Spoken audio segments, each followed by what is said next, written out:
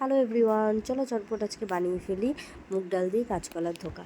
তো সেটাই বানাতে কী কী লাগছে দেখো। আমরা মুগ ডালটা আগে থেকে ভিজিয়ে রেখেছি, ভালো করে ধুয়ে ওটা মিক্সিতে দিয়ে দেবো। মিক্সিতে তার সাথে দেবো হচ্ছে আদা, গোলমরিচ আর কাঁচা লঙ্কা।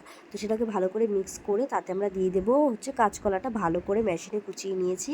তারপরে তাতে নুন হলুদ দিয়ে ভালো করে মেখে নিতে হবে। মেখে নেওয়ার পর ওটা আমরা কড়াইতে দিয়ে দেবো। কড়াইতে ভালো করে কিছুক্ষণ নাড়াচাড়া করার পর যখন এটা আঠালো ভাব চলে আসবে তখন আমরা একটা থালার মধ্যে একটা তেল মাখিয়ে সেটাকে ঠান্ডা হওয়ার জন্য রেখে দেবো। যখন এটা ঠান্ডা হয়ে যাবে তখন এটা পিস পিস করে দেখো কি সুন্দর উঠে গেছে পিস পিস করে।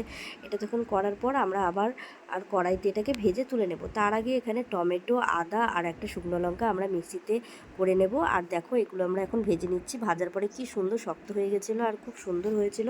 আর এখানে কড়াইতে সাদা জিরে আর তেজপাতা ফোড়ন দিয়ে তাতে আলু আর যেহেতু আলু আমরা অনেকে খাই না, তার জন্য আবার তাতে আমরা পটলটা অ্যাড করেছি। তোমরা চাইলে নাও দিতে পারো, তাতে কোনো সমস্যা নেই।